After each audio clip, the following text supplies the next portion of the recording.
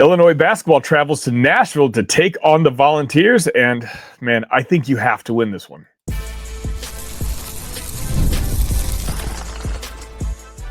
You are Locked On Illini, your daily podcast on the Illinois Fighting Illini.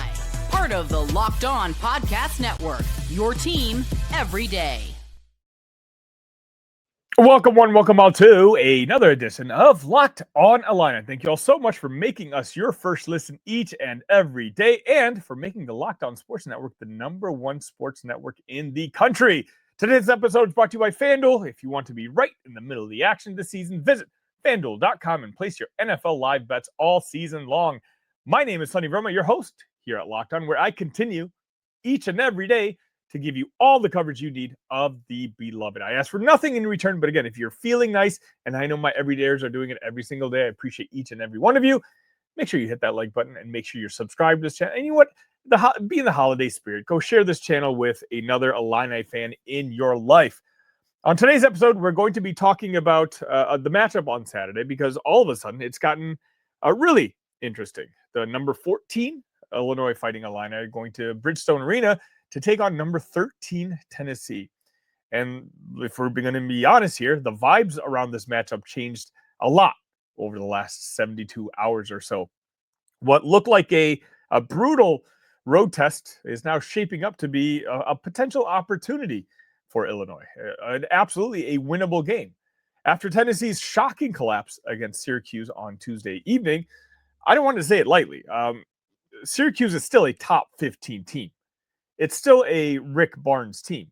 It's still built on physicality and defensive discipline. But right now, there could be cracks. Enough so that just walking into Nashville, this might be the time to take advantage of those cracks. And so today, I'm going to be breaking down the momentum of this matchup, what Tennessee is dealing with internally, key matchups that I think are going to decide the game, and what exactly Illinois must do if they want to walk out of Nashville with their first ranked road win and their first quad one win.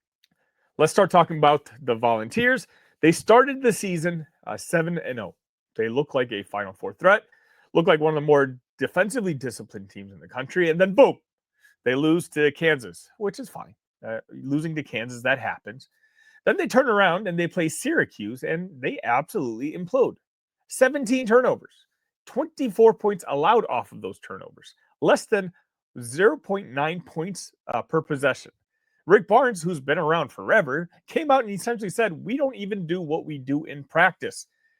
That's not the type of quote that you usually hear from a guy like Rick Barnes. That's not a tweak. That's not a we need to clean some stuff up. That's more so, I don't know if I trust what I see this team doing right now. The scary part, or maybe the exciting part if you're an Illini fan, is why this is happening. Tennessee, we know, lost its 4 top scorers from last year. They're still figuring out who they are. Right now, they're leaning very heavily on Ja'Kobi Gillespie, who's averaging 17.5 points per game, and also freshman Nate Ament, who's also averaging over 17 points a game. And when I say leaning, I mean leaning. If those two aren't great, Tennessee right now has no plan B. Against Syracuse, Ament looked like a true freshman. 7 turnovers. A career worst shooting night. He looked completely rattled. And Illinois absolutely has to pressure him, to shade help towards him, to force him into making mistakes. Then you look at their front court. Felix Okpara and Cade Phillips, both veterans, both non-factors against Syracuse. Okpara was minus 22 from the floor, which at this level is almost impossible to do. Suddenly, Tennessee's veteran, tough, experienced reputation is starting to wobble. And you better believe that Illinois is going to see that. One of the bright spots of Tennessee from the tape I was watching is a kid named Jaylen Carey, a 6'8", 267-pound junior. He put up 22 and 9 and looked like a one-man wrecking crew. And Rick Barnes himself flat out said that Carey and freshman DeWayne Brown might now be their best front court combination. It means that Tennessee might be starting to play a lot more physical, a lot more bully ball, and a lot less finesse than usual. And it also means that they may bench Okpara, who, again, Illinois can absolutely attack if he plays.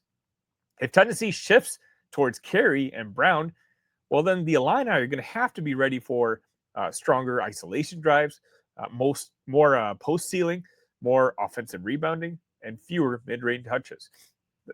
That's a completely different game plan. That's a different scout, and it's something that Illinois, if they see it early, well, they're going to have to adjust to it early. Now let's switch over to the Illini. Yeah, the Illini are 6-2. Yes, both losses came not at home, but the losses were Alabama and UConn. I mean, two legitimate national title contenders. And the UConn loss actually gives us clues for the Tennessee game. Against the Huskies, Illinois shot 31.7% from the field, 20.7% from three. And they went 7 minutes in that game without making a field goal. That's not who this Illinois team is. But Kylan Boswell, we know exactly who he is. 25 points, went 7 for 7 from the line, had full command of the offense, was the only one who showed up on the offense. And I do think that upon rewatch, Tennessee is going to be terrified of that version of Kylan Boswell showing up again. Why? Because Tennessee defends aggressively with their hands. They gamble. They like to reach. They trap early. And Kylan Boswell, he excels at drawing fouls and using angles to force defenders into mistakes. I truly do believe that if Illinois wins this game, Kylan Boswell is probably going to be the reason. Another positive, Tomislav Ivicic, who had his first double-double against UConn. Not perfect. I've given you guys my thoughts on Tommy so far this season, but he's starting to look more engaged. What we need him to be is more physical and be ready to demand the ball, because Tennessee has not faced a big with this blend of size and skill yet this season. If Ivicic is a plus when he's on the court, especially against a guy like Okpara, I think Illinois has a major edge.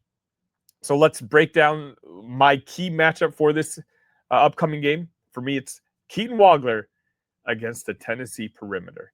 I think if Keaton Wagler has a really good game on Saturday, Illinois becomes victorious. Why? Because I think this is a heavyweight fight.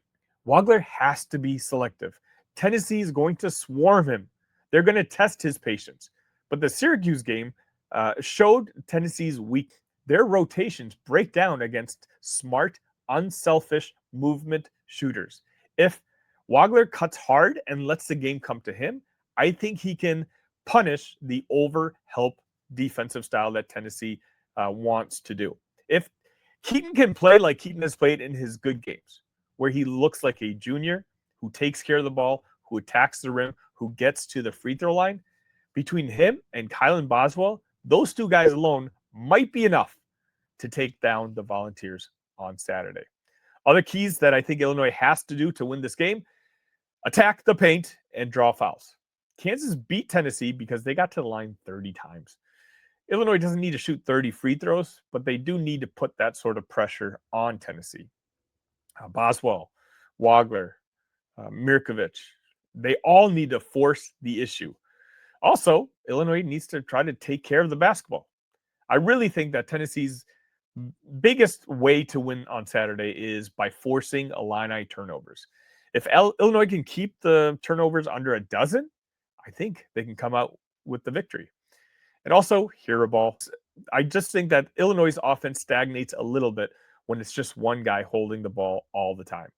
Please, no one-on-one early in the clock. I think Tennessee is the aggressive type of defense that could feast on stagnant offenses. I think if Illinois moves bodies and the ball, then the Volunteers' discipline will ultimately break down, just like it did against Syracuse. Also, let's take advantage of Nate Ament being a freshman. Target him, shade help his way, make him dribble, do exactly what Syracuse did. Make him think, not react. If Illinois does that, I think Ament will give them the ball 3, maybe 4 times. This game is shaping up to be a trench fight between two teams that rebound well and are trying to prove something after recent losses. Both teams, both Tennessee and Illinois, have a lot of pressure on them. If Tennessee loses 3 straight, or if Illinois loses their last 3 big opponent games, Well, that's a spotlight moment. That's all of a sudden a national media storyline. For Illinois, a win in Nashville changes the season trajectory. It's the exact kind of resume builder that the committee is going to like and appreciate. And it validates the growth that we saw even in the loss. Again, for me, in the UConn loss. This is absolutely a winnable game. Not guaranteed, but winnable. If Boswell controls the tempo, if Avicic gives you the same aggression that he showed against a team like UConn, and if Illinois avoids the 7-minute scoring drought, I think you can steal this one in Nashville. Tip-off is at 7 p.m. Central on Saturday. Neutral court, but loud gym, high energy, and two really rabid fan bases. And I really do think that the Illini have a real chance to walk out of there with their biggest win of the season. Just remember, you can see the post-game live reaction right here on this channel. So if you haven't already, make sure you're subscribed so you don't miss it.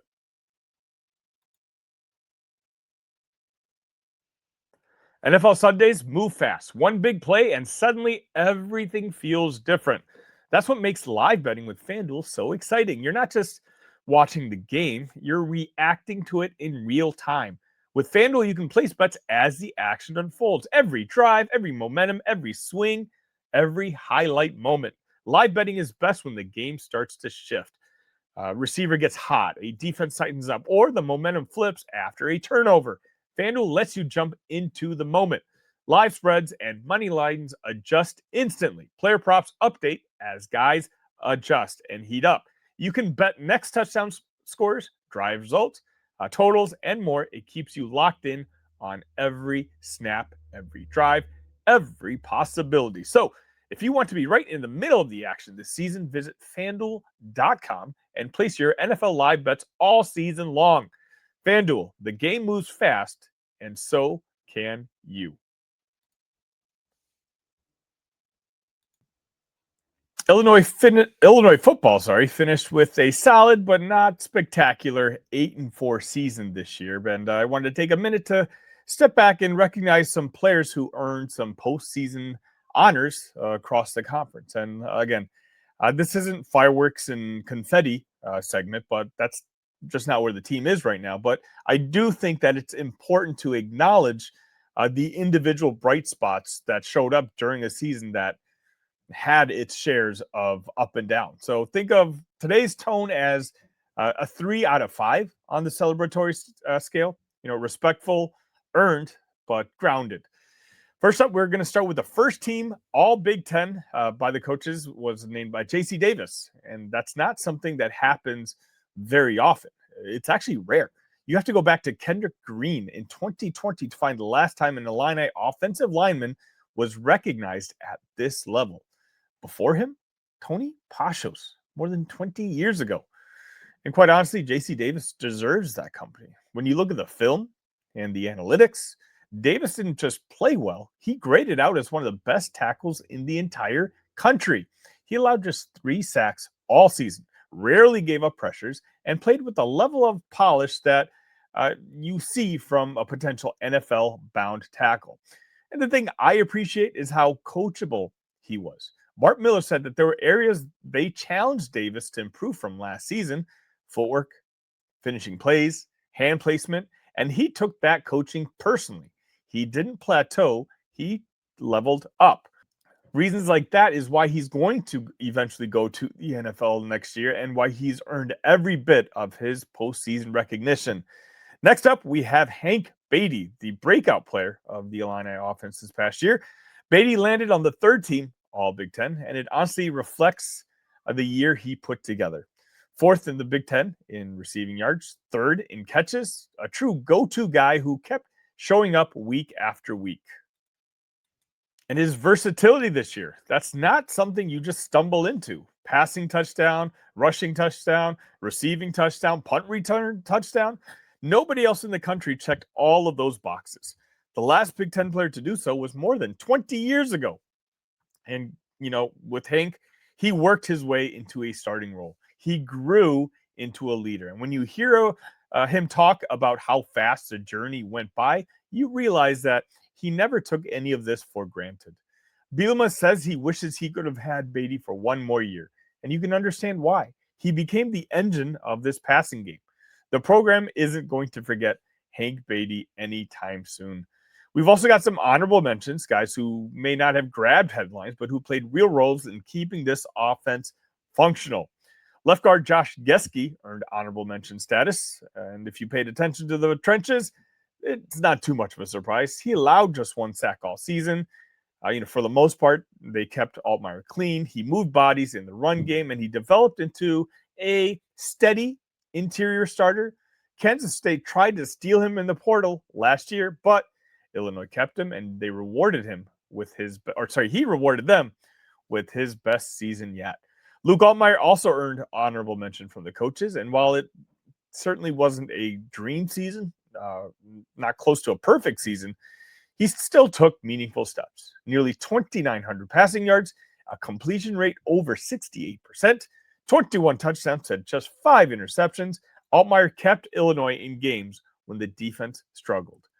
There's growth there, and he's earned recognition for it. Now we turn to the defensive side, and the headliner here isn't just an award winner. He's one of the best defenders in Illini history. Of course, I'm talking about Gabe Jacas, first team All Big Ten by the media and second team All Big Ten by the coaches.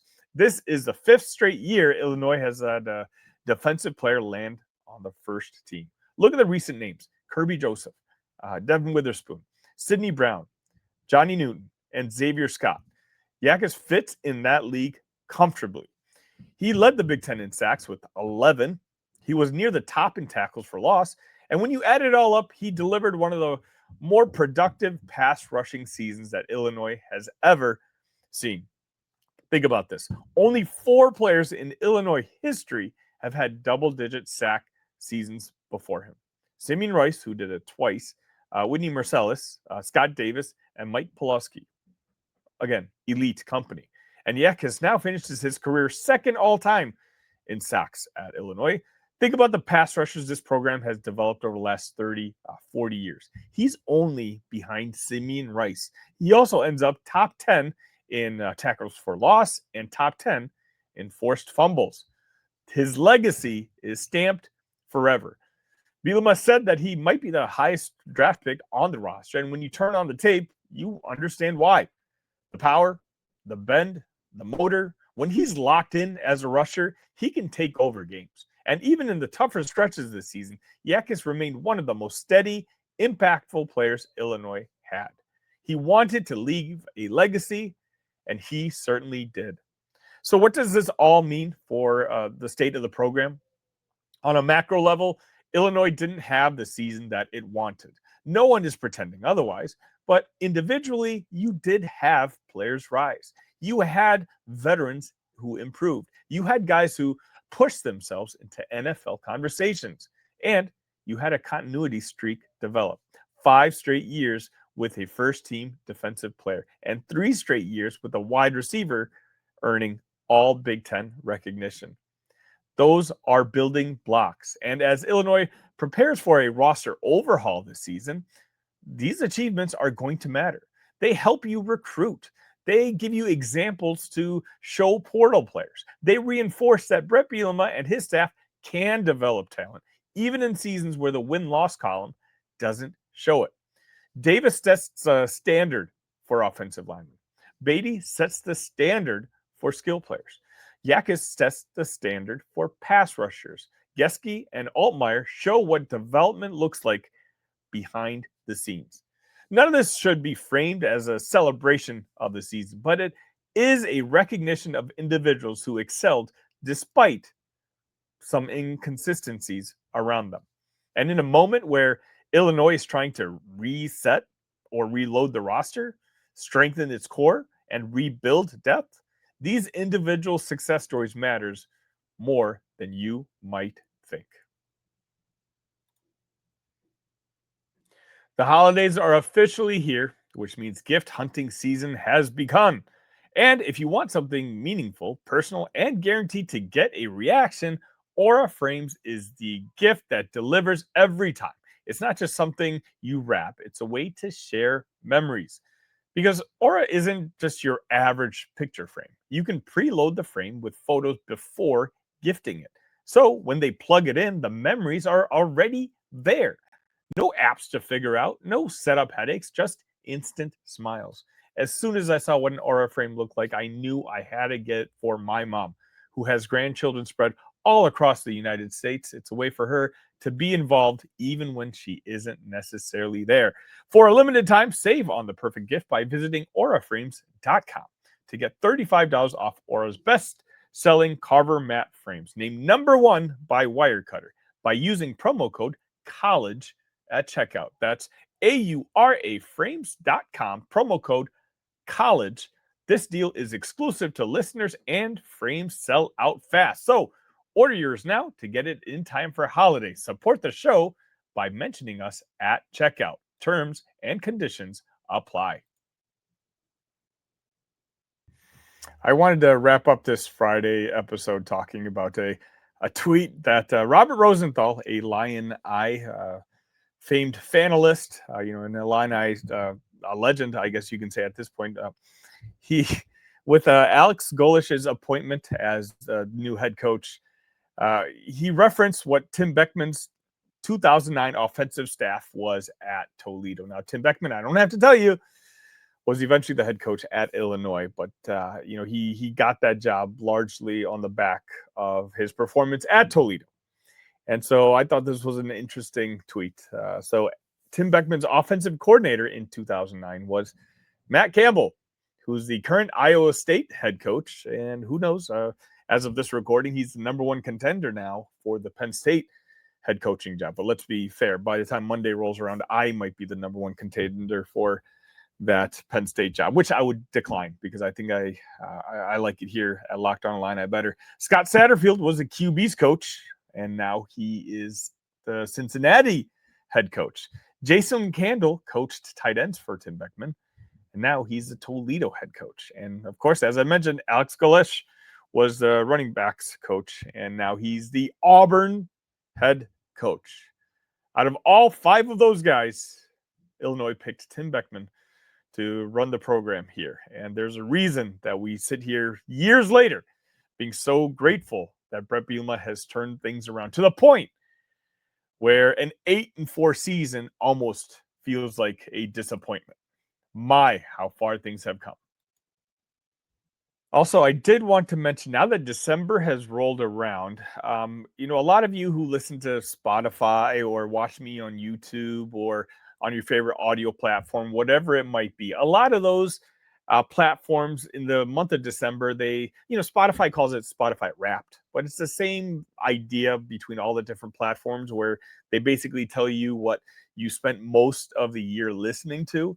Well, I wanted to throw something out there for you guys. If you are an avid listener of Locked On Illini, and if it shows up in your top 25, send me a screenshot. Screenshot it and tag me on your favorite social media. You can tag me at Talk Illini or at the Sunny V.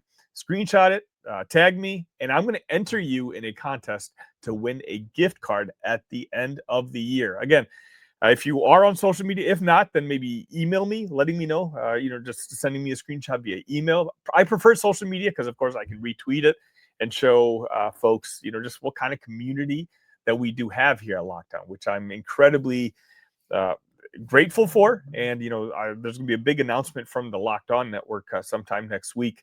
And I'm excited to share those details in the future as well. So it's just a way for me to give back, because I know a lot of you, I've got a lot of loyal listeners out there. And, I talk to a lot of you via email or DM almost on a daily basis. I'm so grateful for that.